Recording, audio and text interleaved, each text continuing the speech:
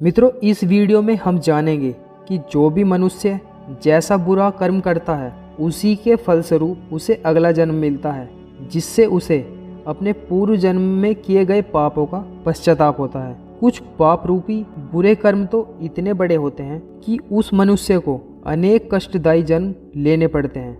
मित्रों, हम जैसा कर्म करते हैं हमें वैसा ही जन्म भोगना पड़ता है। गरुड़ पुराण में कर्मों के आधार पर मिलने वाले अगले जन्म के बारे में विस्तार से बताया गया है। तो आइए इस वीडियो के माध्यम से हम उन 12 बुरे कर्मों के बारे में जानते हैं जिनका कष्ट पाने के लिए अगले जन्म में जानवर के रूप में जन्म लेना पड़ता है।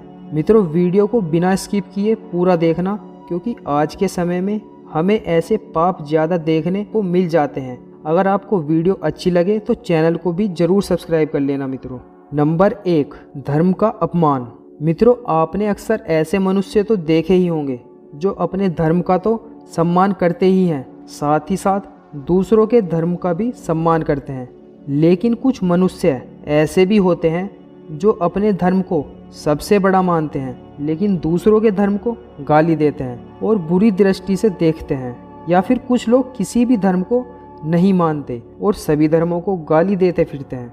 वो अपनी इस छोटी और बैल बुद्धि का बोध सबको कराते रहते हैं। ना तो वो पुराणों को मानते हैं और ना ही किसी अन्य धार्मिक ग्रंथ को। गरुड़ पुराण में ऐसे पापी और अधर्मी लोगों के बारे में विस्तार से बताया गया है। गरुड़ पुराण के अनुसार ऐसे मनुष्य नरक की असहनीय पीड़ा को भोगते ही हैं, साथ ही उन्हें अगले जन्म में कुत्ते यानी कुकुर के रूप में जन्म लेना पड़ता है।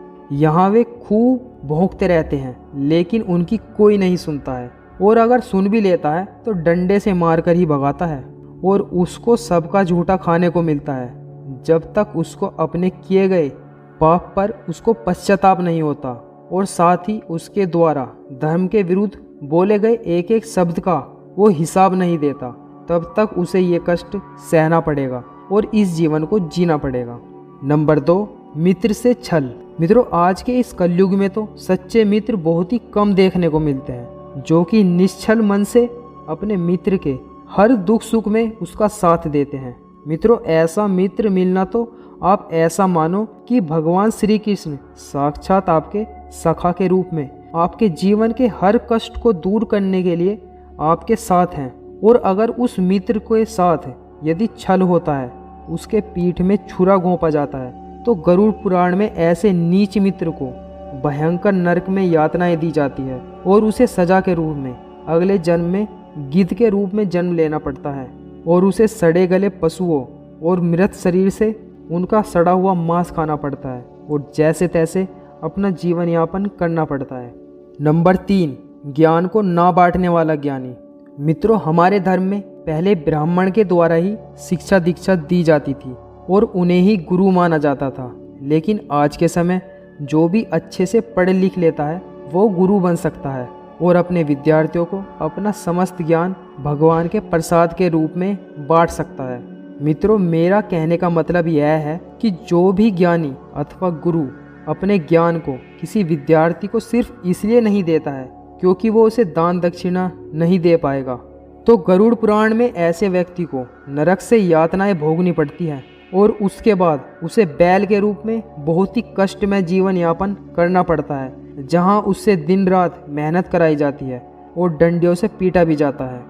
नंबर 4, अपनों का अनादर करने पर। मित्रों, जो मनुष्य अपने माता पिता या फिर गुरु की आज्ञा की अवहेलना करता है, उनका अनादर करता है, अपने माता पिता को वृद्ध होने पर असहाय ही छोड़ देता है, उनकी सेवा नहीं करता है, ऐसे मनुष्य के लिए गरुड़ पुराण में कहा गया है कि उसे बार बार नरक को भोगना पड़ता है और अपने जन्म लेने के समय अनेक बार असहनीय पीड़ा को भोगना पड़ता है। मतलब ऐसा मनुष्य जन्म तो लेता है किंतु अपनी माँ के गर्भ से बाहर नहीं आ पाता है और वहीं पर ही दम घुटकर मर जाता है, और ऐसी प्रक्रिया उसके साथ अनेक बार दोहराई जाती है जब तक उसका पाप समाप्त नहीं होता है। नंबर 5, अपमान करने वाली स्त्री। मित्रों, जिस प्रकार से प्रत्येक पुत्र का यह दायित्व होता है कि वो अपने माता पिता की सेवा सत्कार करते हुए अपने दाम्पत्य जीवन को जिए, ठीक उसी प्रकार एक आदर्श बहू का भी ये कर्तव्य होता है कि वो अपने सास ससुर और ससुराल के अन्य बड़ों की सेवा सत्कार करे। लेकिन यदि इसके विपरीत यदि वो स्त्री अकारण ही अपने सास ससुर का अपमान करती है और हर समय उनसे लड़ती झगड़ती रहती है और अपने घर में कलह करती है, तो गरुड़ पुराण के अनुसार ऐसी दुष्ट स्त्री को नरक की यातना तो सहनी ही पड़ती है, साथ ही उसे अगले जन्म में खून पीने वाली जूं के रूप में जन्म लेना पड़ता है। नंबर 6, चालाकी करने वाले। मित्रों, इस संसार में ऐसे अनेक मनुष्य हैं जो अपने सादगी भरे जीवन से और अपने सीधे साधे व्यक्तित्व से सभी लोगों का मन जीत लेते हैं, लेकिन वहीं कुछ लोग अपनी चालाकी और धूर्तता से अन्य सीधे साधे मनुष्य को ठगते रहते हैं। ये अपना जीवन इसी प्रकार जीते हैं। उन्हें इस बात से कोई लेना देना नहीं होता है कि उस मनुष्य के ऊपर क्या गुजरेगी जिसे वो किसी भी प्रकार की चालाकी करके धन या फिर किसी अन्य रूप से चीज के लिए ठगते हैं। वो शायद ये भूल जाते हैं कि इस संसार को बनाने वाला उसके इन सभी पाप कृत्यों को देख रहा है और उसे उसके इन दुष्ट कर्मों की सजा जरूर मिलेगी। गरुड़ पुराण में ऐसे मनुष्य को नरक में यातनाएं भोगने की सजा बताई गई है। उसके बाद उसे उल्लू के रूप में जन्म लेना पड़ता है और सुनसान जगहों पर खंडरों में खोकर बनाकर रहना होता है। मित्रों, इस वीडियो में मैं आपको नरक में मिलने वाली प्रत्येक यातनाओं के बारे में नहीं बता पाऊंगा, क्योंकि गरुड़ पुराण में प्रत्येक बुरे कर्म की अलग अलग नरक यातनाएं पूरे विस्तार से बताई गई है। इससे वीडियो बहुत ही लंबी हो जाएगी। यदि आपको नरक में मिलने वाली यातनाओं के ऊपर वीडियो के माध्यम से जानकारी चाहिए तो आप कमेंट बॉक्स में लिखकर हमें बताएं। साथ ही जय राधे कृष्ण जरूर लिखें। मित्रों, नंबर 7, गाली देने वाले। मित्रों, हमारे धर्म में बताया गया है कि हमारे कंठ में माँ सरस्वती का वास होता है, इसलिए हमें हमेशा अच्छा ही बोलना चाहिए। किंतु कुछ लोग अपनी जुबान के इतने काले होते हैं कि वो अकारण ही दूसरे मनुष्यों को अपशब्द और गाली देते रहते हैं। कभी कभी तो ऐसे मनुष्यों को तुरंत ही उसका जवाब मिल जाता है। मित्रों, गरुड़ पुराण में ऐसे व्यक्ति को नरक यातना बताई गई है। साथ ही उन्हें अगले जन्म में बकरे के रूप में जन्म लेना पड़ता है और जब वो किसी कसाई के हाथों सिर कलम करके मारा जाता है तब इन्हें अपनी करनी का पछतावा होता है। इसलिए मित्रों, कभी भी किसी का अकारण ही अपमान नहीं करना चाहिए। नंबर 8, अनाज के घोटालेबाज। मित्रों, हमारे सनातन धर्म में अन्नदान को सबसे बड़ा दान बताया गया है। जो भी मनुष्य अन्नदान करता है वो इस लोक में तो ख्याति पाता ही है, इसके साथ साथ स्वर्ग लोक में भी ख्याति पाता है। इसलिए आपने देखा होगा कि इसी वजह से भंडारों और प्रीति भोज को बहुत से लोग कराते रहते हैं। लेकिन वहीं कुछ लोग ऐसे भी देखने को मिलते हैं जो अनाज का घोटाला करते रहते हैं और खुद के पास जरूरत से ज़्यादा अनाज होने के बावजूद किसी मांगने वाले जरूरतमंद को अनाज ना होने का बहाना करके मना कर देते हैं। ऐसे लोगों के लिए गरुड़ पुराण में बहुत ही कष्टदायक नरक यातना के बारे में कहा गया है और उन्हें अगले जन्म में चूहा या फिर छछूंदर के रूप में जन्म लेना पड़ता है और एक अनाज के दाने के लिए संघर्ष करते हुए पूरे जीवन काल भटकना पड़ता है। नंबर 9, व्यभिचार करने वाली स्त्री या पुरुष। मित्रों, हमारे संसार में अनेक स्त्री या फिर पुरुष ऐसे हैं जो अपने दाम्पत्य जीवन से बहुत ही ईमानदारी के साथ उसे जीते हैं।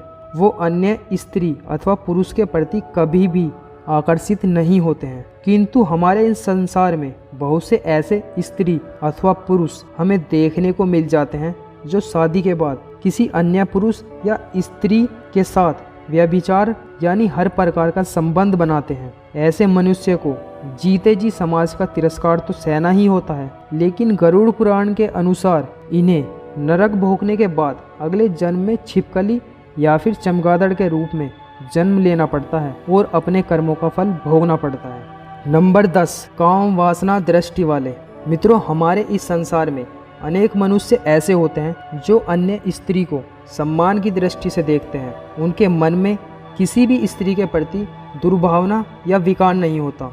किंतु इस संसार में कुछ मनुष्य ऐसे भी होते हैं जो प्रत्येक पराई स्त्री को बुरी नज़र से देखते हैं। उनके मन में हर समय सिर्फ काम वासना का भाव ही चलता रहता है। लेकिन उन मूर्खों को ये नहीं पता होता कि भले ही इनकी काम वासना के बारे में किसी को पता चले या ना चले, लेकिन इस संसार को चलाने वाला इनके मन की हर भावना को पढ़ सकता है।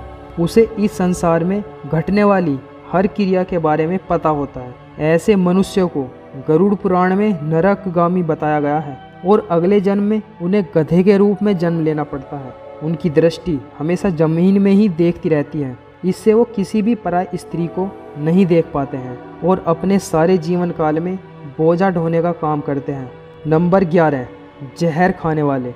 मित्रों, हमारे सनातन धर्म में कहा गया है, अनेक कष्टों को सहने के बाद और पुण्य कर्मों के फलस्वरूप हमें मनुष्य जीवन प्राप्त होता है, जिसके माध्यम से हम अच्छे कर्म करके ईश्वर के चरणों में जगह प्राप्त कर सकते हैं और इस संसार के जीवन चक्र से भी छुटकारा पा सकते हैं। लेकिन कुछ अज्ञानी मनुष्य किसी भी कष्ट के कारण जहर खाकर अपने मनुष्य जीवन को समाप्त कर लेते हैं।